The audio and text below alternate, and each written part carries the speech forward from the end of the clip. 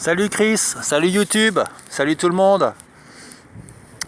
Voilà, j'avais envie de faire une petite vidéo là pour montrer à quel point la vie est belle en fait. Elle est belle. Elle est belle pour tout le monde, c'est vraiment sympathique. La vie est belle et on ne sait pas la vivre. Et c'est ça qui me fout les boules. On ne sait pas vivre.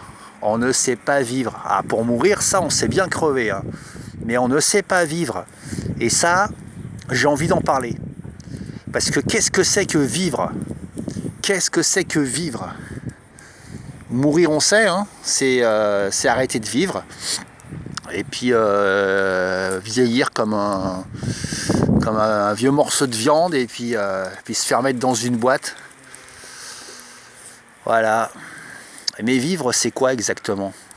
Y a-t-il une vie avant la mort? Je te pose une question. Est-ce que tu arrives à trouver quelque chose de plaisant dans ta vie? Je te dis ça parce que longtemps, en fait, je croyais qu'il n'y avait rien de plaisant dans la vie. Mais le plaisir de la vie vient de l'effort que tu fais pour le trouver. Quand tu commences à faire un petit effort pour trouver la vie agréable, finalement la vie est agréable.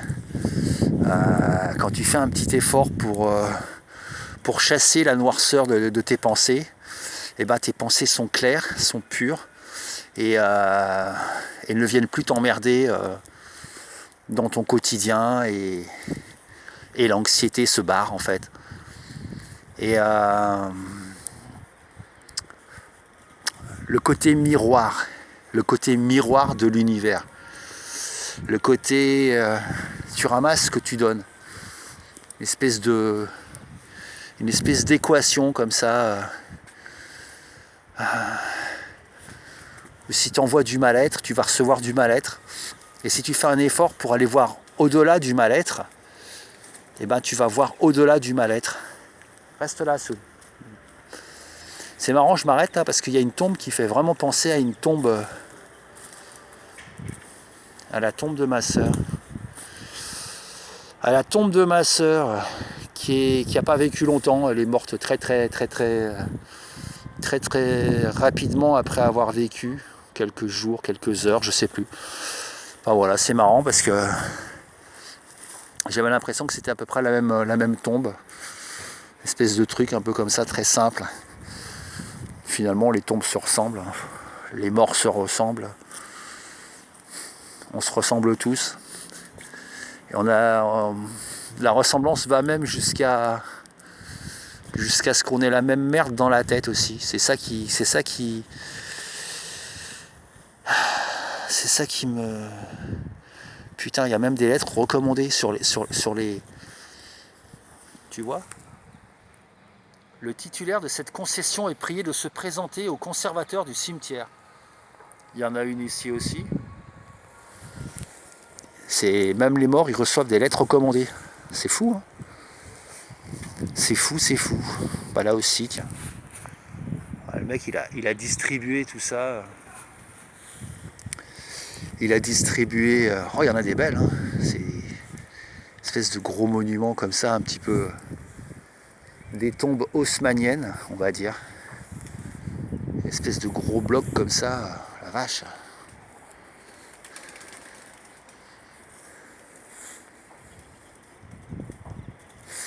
Ouais, bon, bref, je disais, la vie, l'effet miroir de l'univers, c'est un truc, ouais, tu reçois ce que tu apportes à la machine, mais il n'y a pas que ça aussi, c'est une espèce de mécanique assez subtile, où, oui, tu apportes quelque chose et tu reçois ce quelque chose, mais pas seulement. Il y a aussi quelque chose qui enserre l'humanité. Et ce quelque chose, c'est un espèce de nuage tout noir, un nuage d'idées, de règles, de bienséance, de En fait, c'est quelque chose qui est complètement et profondément anti-vie, qui nous rentre dans nos têtes et qui nous fait croire qu'on vit alors qu'on ne vit pas en fait. On survit et on répète quelque chose sans donner à notre esprit la jouissance de pouvoir utiliser toutes ses capacités afin de s'épanouir au monde. Voilà un petit peu comment je vois les choses. Je ne sais pas si c'est très clair, sûrement pas d'ailleurs. Quand je réécoute mes vidéos, je trouve qu'elles sont intéressantes mais vraiment pas claires et qu'elles ne sont pas du tout structurées et que c'est un petit peu dommage parce qu'il y a un certain fond, mais c'est pas évident de se raccrocher de raccrocher un petit peu tout ça pour en faire quelque chose de très clair et de très cohérent. Mais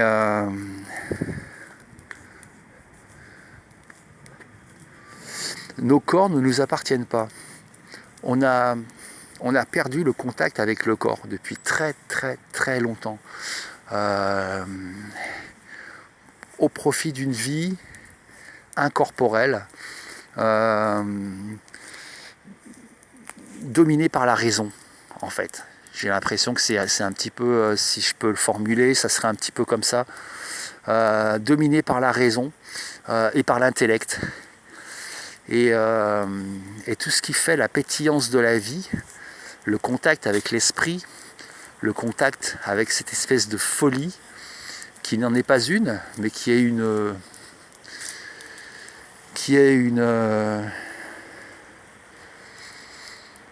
abondance de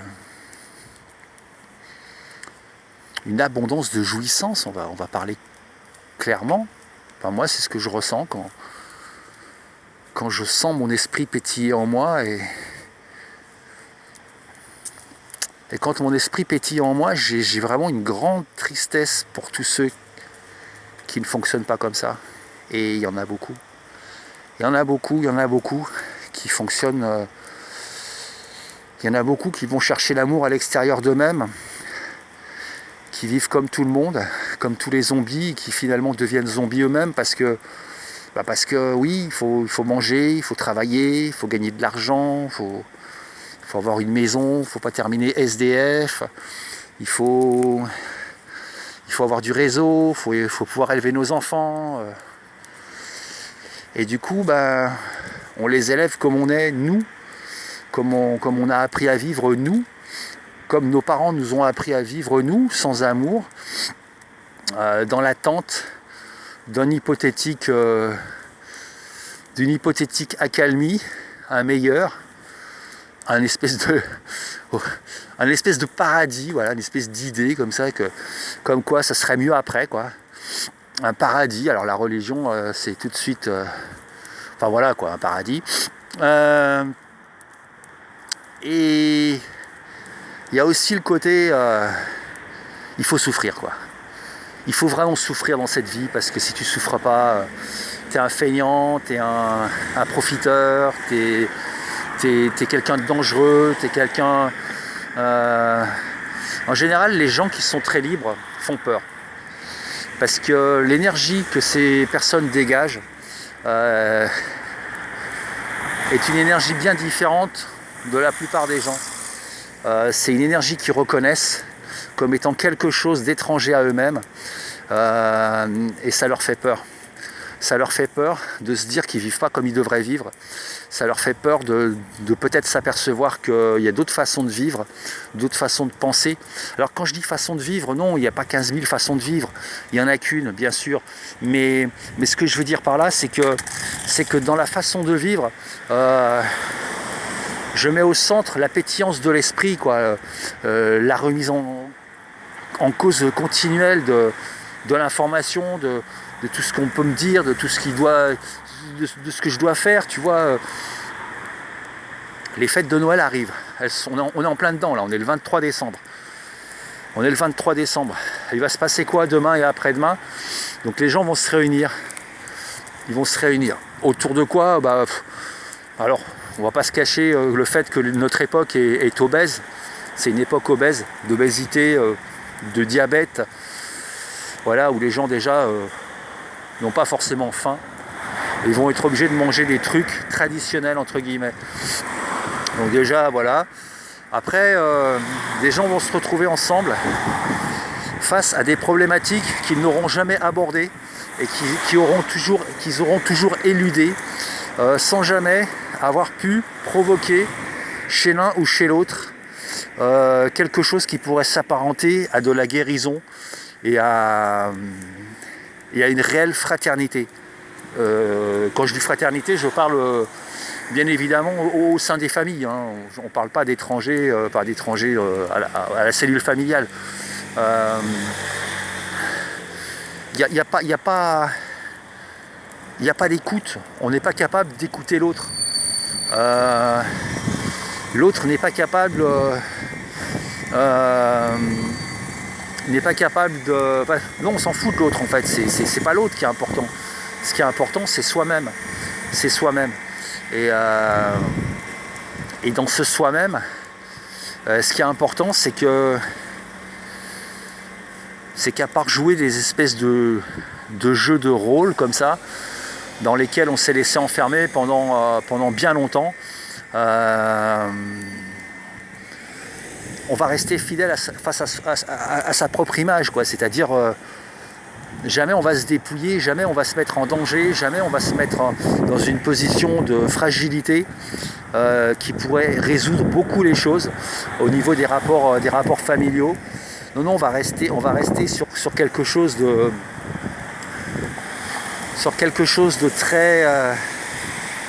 très superficiel, de très chiant pour tout le monde, parce que c'est toujours chiant d'avoir affaire à cette superficialité et d'avoir aussi affaire aux pétages de plomb qui vont avec, hein, forcément, et aux choses qu'on pourrait éventuellement se dire sous le coup de la fatigue, de l'énervement, de l'alcool. Et puis c'est aussi surtout cette espèce de léthargie, voilà, qu'on va produire avec notre bonne bouffe et notre alcool et tout ça. On va pas se parler, voilà. On va essayer de tout faire pour pas se parler. Et pourquoi on veut pas se parler? Parce qu'on a peur. Et pourquoi on a peur? On a peur parce qu'on est quelque part dans une prison. On est dans une espèce de boîte, de caisse, de cage, de prison, quoi. La prison de qui on est, de qui on croit être, de comment les autres nous voient. Et c'est difficile de sortir de ça. C'est difficile de sortir de ça. Parce que ça implique, pour sortir de ça, de traverser toute la colère qu'on a rentrée en nous, de traverser toute la merde qu'on a enfouie dans nos corps. Ça demanderait à traverser tout ce qu'on cherche à éviter, c'est-à-dire qui on est vraiment, qui suis-je. C'est difficile à savoir qui on est. Et pour savoir qui on est, je crois qu'il faut vraiment souffrir. Il faut passer de l'autre côté de la souffrance. Il y a quelques jours, je me disais, j'aimerais bien écrire un texte, j'aimerais bien écrire un bouquin. Et ce bouquin, je sais déjà le titre. Le titre, ça serait Corridor. Corridor parce qu'on est dans une espèce de labyrinthe. On est tous perdus dans ce labyrinthe, à chercher un sens. Alors il y a des gens qui l'ont trouvé, ce sens, hein. Moi je parle pas de gens qui savent comment il faut vivre en invoquant une autorité supérieure à eux, hein. Je parle pas de ça, je parle on se cogne tous à des putains de murs parce que ces murs ils existent. C'est pas la promesse d'un meilleur lendemain qui va faire que les murs autour de nous vont s'abattre. Non, les murs ils sont présents, ils sont dans nos têtes. Et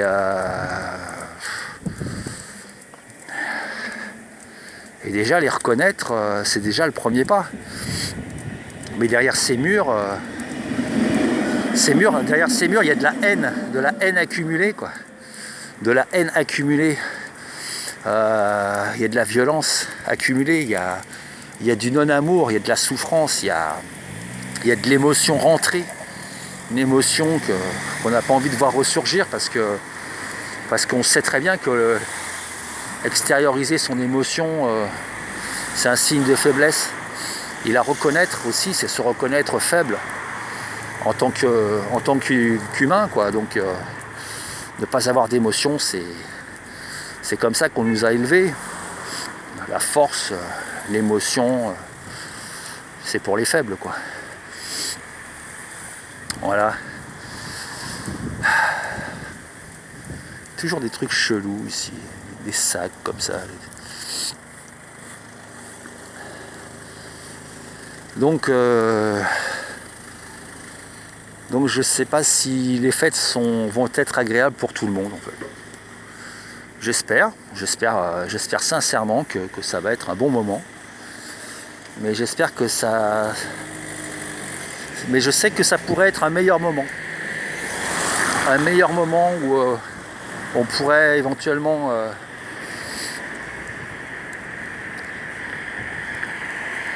offrir l'amour qu'on a de nous-mêmes aux autres.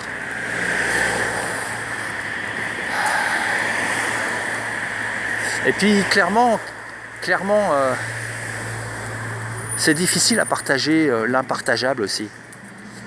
Parce que le langage, les mots nous ont habitués à parler pour ne pas parler. On parle pour rien dire, on parle pour cacher notre peur de savoir qu'on ne sait pas qui on est en fait. Les mots sont là pour ça, quoi. Les mots sont là pour faire du bruit et pour nous divertir. Et sorti du divertissement, qui sort du divertissement déjà? C'est important de savoir qui. Et ben les gars, un petit peu avant le début de la vidéo, là, un petit peu avant d'être dans le cimetière, ils sortent du divertissement. Ils se rendent compte qu'un jour ils vont crever. Parce que le corps il tombe en loques, parce qu'ils ont une maladie, parce que ça métastase de partout.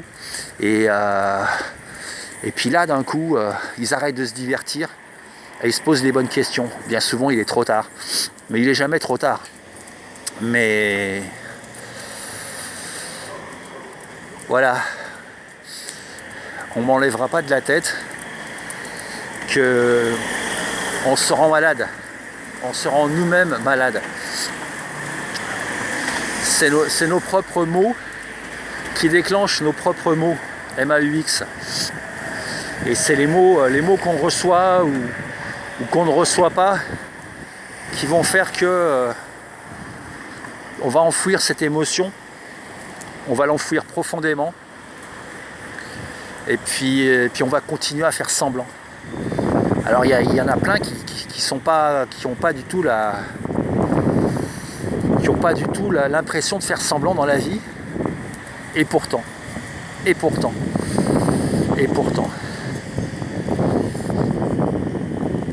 vois, j'ai une petite théorie sur la maladie d'Alzheimer. C'est une petite théorie, hein. Ça vaut que ce que ça vaut, et puis je suis pas médecin, mais bon, c'est quelque chose dans nos sociétés là en ce moment, c'est un petit peu l'angoisse, la maladie d'Alzheimer.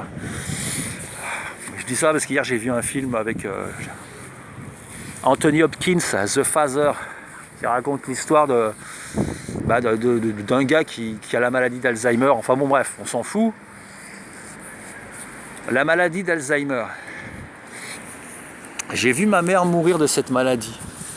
Et j'ai vu à quel point ma mère a toujours été dans le faux semblant. Je me souviens que ma mère avait des problèmes de pied.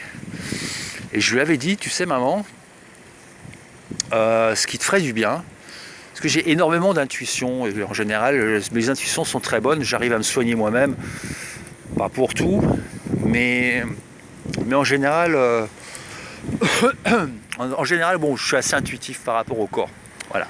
Il faut savoir que le corps, c'est quelque chose que je connais, que j'ai apprivoisé et que, enfin bon, on s'en fout, bref, voilà.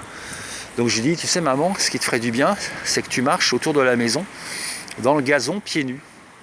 Tu tournes autour de la maison, et puis ça te ferait du bien aux pieds, ça te ferait vraiment du bien, et je lui dis, j'étais convaincu, parce que ça fait toujours du bien de marcher pieds nus, et dans l'herbe en plus, enfin voilà quoi.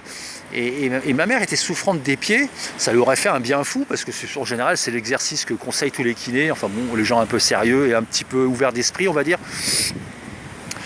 Et ma mère m'a dit, mais ils vont penser quoi les voisins? Voilà. Qu'est-ce qu'ils vont penser les voisins? Eh ben on en est là.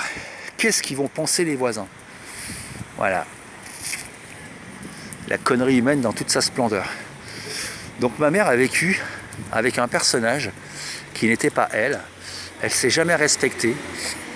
Elle a toujours tout fait pour tout le monde, pour les autres.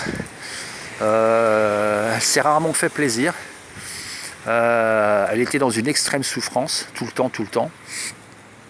Et quand elle a commencé à être malade, j'ai commencé à voir les murs qu'elle avait érigés autour d'elle, cette espèce de fausse personnalité, et j'ai commencé à la voir, à voir ce qui se passait en elle en fait. Et ce qui se passait en elle, c'est qu'elle elle était face à son vide intérieur qu'elle n'avait jamais vu, et tout ce qui faisait sa personnalité était en train de s'effondrer, et elle n'avait pas de base, elle n'avait pas de fondation pour éviter cet effondrement. Elle n'avait pas la pétillance de l'esprit, parce que l'esprit est parti tellement trop loin que, comme chez beaucoup, comme chez tout le monde, j'ai envie de dire. Peut-être que toi non, parce que tu écoutes ma vidéo, alors peut-être que parce que tu écoutes ma vidéo, peut-être ton esprit qui te fait un petit coucou. Écoute ce qu'il dit, lui, c'est peut-être un petit peu fouillis, mais c'est pas que des conneries. Ouais, j'ai vu cette personnalité tomber en loque en fait. Et ma mère était tout sauf spontanée, elle était dans les convenances tout le temps, qu'est-ce qu'ils vont penser les voisins, c'était toujours ça, le regard de l'autre, elle a vécu sa vie dans le regard de l'autre quoi. Et comme tout le monde, parce que moi, ma dépression, l'année dernière, là, jusqu'à il n'y a pas si longtemps que ça, c'était une dépression du regard de l'autre. J'étais dépressif parce que j'étais pas comme les autres, parce que le regard de l'autre me faisait me sentir différent. Bah ouais, je suis différent. Je suis différent des zombies et des robots et des clones. Ouais, moi je suis particulier, moi je suis moi-même quoi. Moi je pense à moi-même, je suis moi-même, je suis un être individuel, je suis un être humain, et je suis pas un outil, et j'appartiens pas à la société quoi. Je suis pas estampillé merde à tout faire, tu vois. Non, je suis un individu, voilà. Et je suis pas un rebelle à tirer sur les gens et à faire sauter tout le système. C'est pas ça que je suis en train de dire. Je suis en train de te dire que la pétillance de mon esprit, je l'ai, et cette effervescence que je ressens tout le temps à l'intérieur de moi, j'ai failli l'annihiler parce que le regard de l'autre était devenu trop pesant et je voulais ressembler à l'autre, qui ne ressemble à rien entre parenthèses. Mais je voulais ressembler à l'autre. Je voulais et la dépression que j'ai commencé à faire, c'était pas la mienne, c'était la dépression des autres. C'était la dépression rentrée de toute cette humanité qui avance en faisant semblant d'être heureux, quoi. Et en faisant semblant de se trouver un but. On va faire des gosses. Ah bah tiens, je vais trouver un chum, je vais trouver une blonde, je vais fonder une famille, je vais m'acheter une voiture, je vais changer mon téléphone, je vais manger chez McDo, je vais acheter du shit, tu vois, ce genre de truc quoi. Donc voilà. Donc dans la maladie de ma mère, j'ai vu tout ça s'effondrer. Parce que ma mère a toujours renié qui elle était profondément. Elle a toujours renié qui elle était profondément. Elle a toujours été dans l'émotionnel. Une espèce d'émotionnel. Un émotionnel, comment dire. Quelque chose qui l'empêche de recevoir les mots, justement. Tu vois, une fois j'ai essayé de parler avec elle, c'était un petit peu avant sa maladie, enfin bon. Et puis je lui ai dit, vous savez, en fait je vous en ai voulu parce que je croyais que vous étiez enfin je sais plus ce que je leur ai dit, je dis une vérité, mais je lui ai dit doucement, tu vois. Je lui ai dit, pour pouvoir partager quelque chose de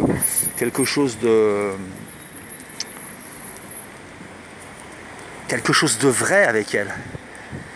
Et elle est partie en levant les bras au ciel, en disant oh mais en fait on a été des mauvais parents, et alors que c'était pas du tout le clash que je recherchais vraiment autre chose, et c'était vraiment dans un espèce d'apaisement que j'avais parlé de ça, et j'ai vu à quel point elle était loin d'elle-même, quoi. Elle était loin du partage que je... Tu vois, elle était dans j'ai tout fait pour mon gosse, et j'ai tellement tout fait pour mon gosse que je suis tellement parfaite que je reconnais même pas mes erreurs. Tu vois, c'est ça le délire. J'ai tellement tout fait pour mon gosse, j'ai tout fait ce que je croyais être bon, parce que j'ai tout fait comme on m'a appris. Voilà, j'ai tout fait comme on m'a appris, et je sais pas faire autrement. Et mes erreurs, je les vois pas, et je veux pas les voir. Surtout, je veux pas les voir. Voilà. Et on était là-dedans. Et elle s'est forgée une espèce de carapace, une espèce de personne, de personnalité, alors que je voyais bien que derrière il y avait autre chose. Tu vois, toutes les nuits, ma mère, elle hurlait, quoi. Elle hurlait dans son sommeil, et moi, je sais pas, je suis super intuitif et hyper sensible, je te l'ai déjà dit, tu vois. Et moi, je savais que ce qui la faisait hurler dans son sommeil, c'est sa vraie... C'est sa part d'esprit qui était là et qui est en train de lui dire putain, mais vis pas cette vie-là, tu peux vivre autre chose, quoi. Tu peux écouter tes enfants, tu peux être présente, quoi. Tu peux être pétillante au lieu d'être dans un espèce d'empressement à satisfaire tous les gens autour de toi. Un empressement presque maladif. Et d'ailleurs, quand elle a commencé à être malade, elle était tellement déjà dans cet empressement maladif de faire du bien à tous les gens autour d'elle, qu'elle était dans l'incapacité de rester tranquille, simplement assise sur une chaise. Il fallait qu'elle bouge. Elle a tellement bougé qu'elle est tombée, elle s'est cassé le col du fémur, et puis après, bon, c'était fini, quoi. Enfin, c'était fini. Ouais, voilà, ça a été le déclencheur. Mais j'ai clairement vu ça. J'ai clairement vu à quel point l'esprit avait été renié chez elle. Pourtant, moi j'ai encore l'image de ma mère en train de prendre la communion sur son lit d'hôpital, avec juste l'envie de frapper les gens qui lui filaient cette saloperie dans la bouche, là. Et ma mère, elle avait son espèce de... Elle avait l'air tellement convaincue que ça allait faire quelque chose, son truc là, que ça m'en a presque fait vomir, quoi. C'était... Et puis voir à quel point les gens qui lui ont donné ça n'étaient pas capables d'autre chose que de faire semblant, avec des mots creux, une espèce de pseudo-rituel. C'est ça, du rituel, quoi, pour combler une détresse, quoi. Une détresse qui pour être comblée ne peut passer que par le corps et par le toucher, en fait. Voilà, c'est... Quand je l'ai vu absorber son hostie comme ça, je me suis dit, bah ouais, enfin voilà. Je me suis dit, qu'est-ce que tu veux, quoi. C'est tout. J'étais dégoûté. Mais je suis dégoûté pour les autres aussi. Je suis dégoûté pour... Alors il y a des gens plus comme ça, il y a des gens moins comme ça. C'est pas parce que... Enfin, je veux dire... Mon père, par exemple, lui, il n'est pas malade. Lui. Il est pareil, il est dans une pseudo-personnalité. Par contre, lui, il a rendu les autres malades autour de lui. Bon, ça c'est le petit exemple. Je suis passé, j'en suis plus là maintenant. C'est quelque chose que, voilà, je suis guéri de ça. Mais voilà, c'est pour dire que j'ai eu des schémas, j'ai eu des fonctionnements et j'ai vu en temps réel les résultats de cette espèce de vol énergétique comme ça où les gens s'appuient les uns sur les autres mais ils sont pas eux-mêmes en fait.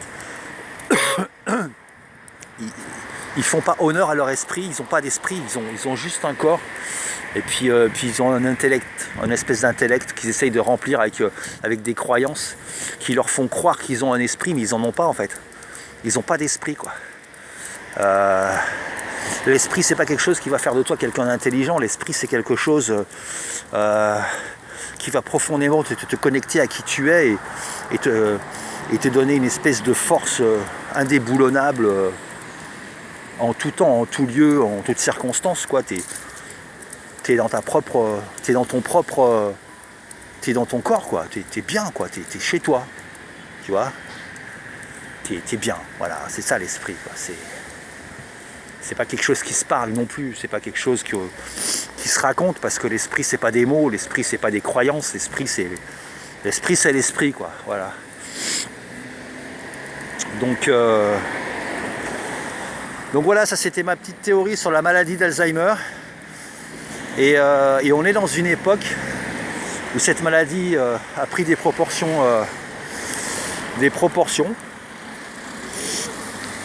Et ben ma théorie c'est ça. Ma théorie c'est que peut-être l'époque en a marre de se faire fouler par des zombies. Et peut-être que la nature en a marre de voir sa création annihilée par des systèmes de merde. Et peut-être que l'époque où la nature, je sais pas, en a marre d'être sous-utilisée, tu vois. Et du coup, il y a une espèce d'effondrement de cette pseudo-humanité gonflée à l'hélium du rien du tout en fait, qui est en train d'éclater et d'exploser quoi, dans une espèce de néant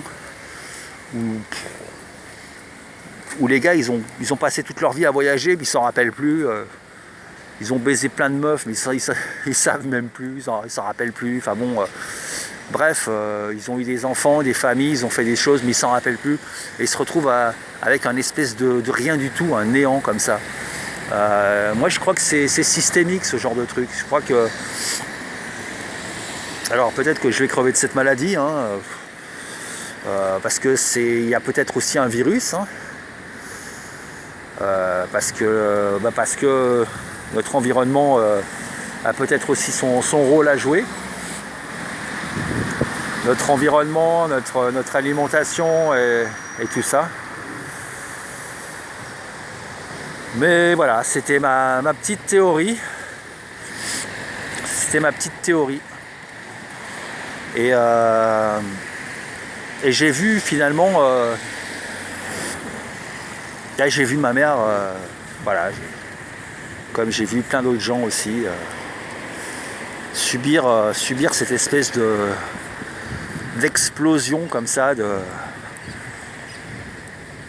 leur réalité en fait, parce que c'est de ça qu'il s'agit quoi.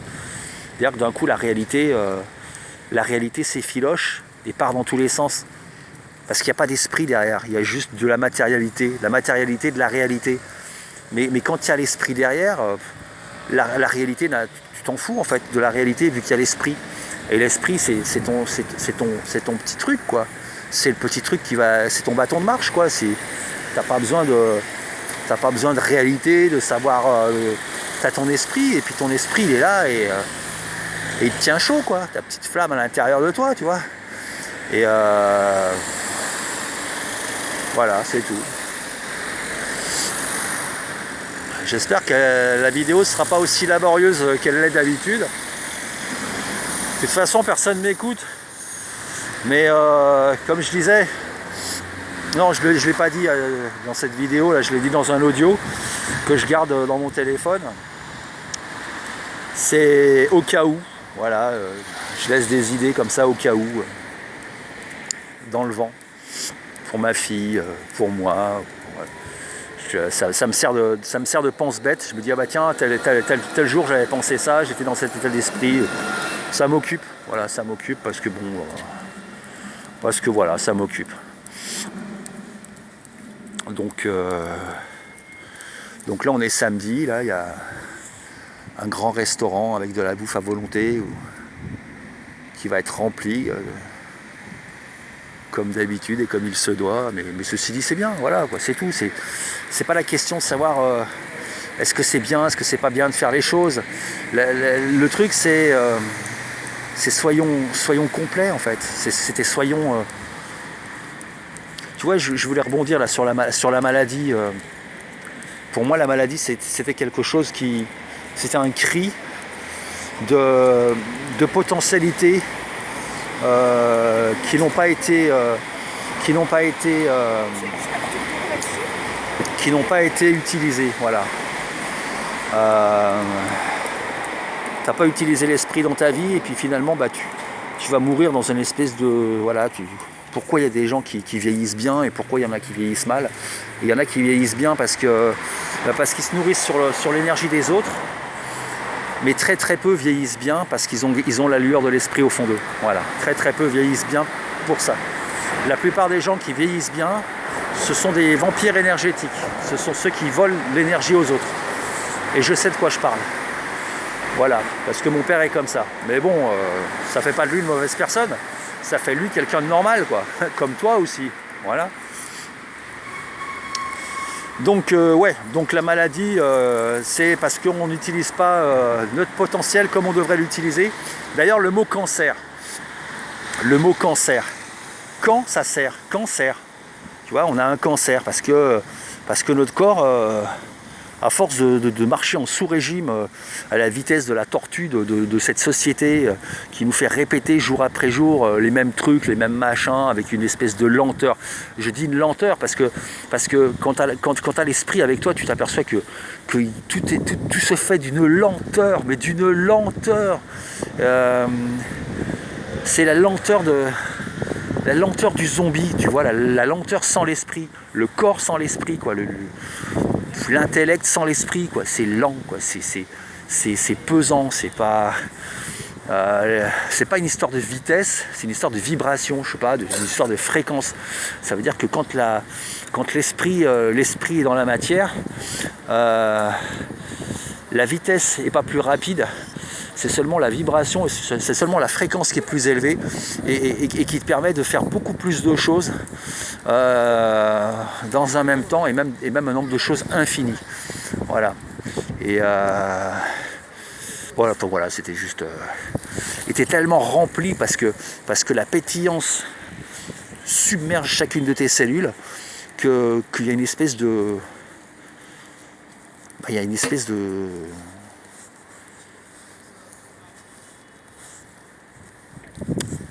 comment dire, un rassasiement, ça rassasie, ça fait du bien, quoi. Voilà, le fait de se faire, d'ouvrir toutes ces cellules à ces potentialités et aller chercher dans tous les recoins de qui on est, de qui on croit être, et ben aller chercher sans relâche, creuser, tomber sur de la merde et puis sortir toute cette merde. Et puis après, une fois que toute la merde a été exorcisée, une fois que tu t'es aperçu que toute cette merde finalement, c'était de la merde qu'on t'a mis dans la tête, quoi. C'était de la merde éducative, culturelle, sociologique, enfin bon, systémique, on va dire. Tu te rends compte que la vie est super belle. Alors, elle est super belle, elle n'est pas super facile, mais elle est super belle. Elle n'est pas super facile parce que parce que l'esprit, ça manque cruellement. L'esprit manque cruellement. Et je te parle pas d'esprit dans le genre ah, celui-là il a de l'esprit. Non, c'est pas ce genre d'esprit, tu vois. C'est pas parce que quelqu'un a de la répartie qu'il a de l'esprit, tu vois. Ça serait plutôt même un petit peu l'inverse. Mais bon,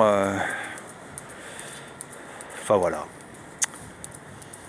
Voilà. Donc on est parti sur des tombes et on finit avec la pétillance de l'esprit. Et ça c'est quelque chose, c'est à toi ça, YouTube, c'est à toi ça, YouTubeur,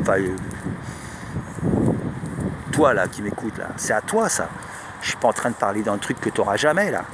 Je suis en train de parler de quelque chose que tu as enfoui à l'intérieur de toi et qu'il faut que tu ailles chercher et tu dois passer ta vie à ça. Même, je veux dire, c'est important quoi. Sinon, tu vas vivre à 3%, quoi. Enfin, quand je dis 3%, c'est pas quelque chose de quantifiable. Mais enfin voilà, bon, bref. Donc tout ça, c'est pas des choses abstraites, c'est des choses qui sont très très concrètes. Mais elles sont tellement concrètes qu'elles en deviennent abstraites parce que c'est cette abstraction qui rend ça concret. Voilà.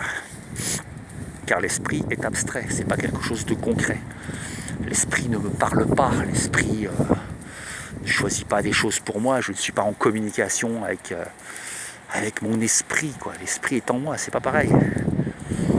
C'est pas est-ce que je dois faire ci ou est-ce que je dois plutôt faire ça, non. Ça c'est pas de l'esprit, ça. Ça c'est de la croyance et c'est de la manipulation des plans, ça n'a rien à voir.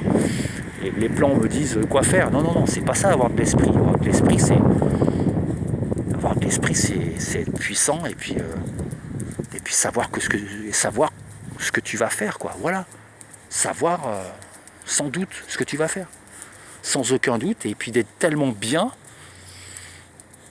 que en fait le fait de savoir ou pas savoir, finalement, c'est un peu accessoire, quoi. Voilà. Bon, je sais pas à combien je suis là. 42 minutes. Bon, 42 minutes que je vais mettre sur YouTube et que personne ne va voir. Voilà, bon écoute, si tu m'écoutes, et si ça t'intéresse, regarde un petit peu ce que j'ai déjà fait. Et puis abonne-toi, et puis mets des pouces. Hein. Ouais, n'hésite pas, ça fait plaisir. Là on est dans le matériel, hein, on est dans... Mais je te jure, ça fait plaisir. Quand je vois que j'ai un abonné de plus, je me dis, tiens... c'est pas ça me fait plaisir, ça me fait plaisir pour toi, quoi. Surtout, parce que moi je m'en fous en fait. Moi je m'en fous, quoi. Enfin, moi je vis, je crève. Toi je te connais pas. Toi je sais pas qui tu es en fait.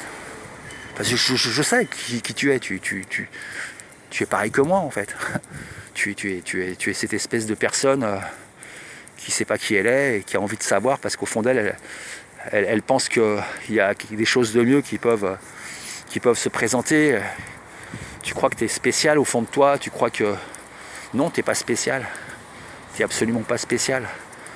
T'es qu'une merde. Voilà, t'es comme moi, t'es une grosse merde. Et l'esprit va faire de toi que tu seras toujours aussi une merde. Parce que au regard de ce système, si t'as pas de la thune à mort, tu seras toujours une merde. Mais après, il y a des degrés. Il y a des degrés de merditude. Et moi, mon degré de merditude me convient tout à fait. Voilà. Bon, allez, je te fais des bisous. Je te dis à plus. Ciao.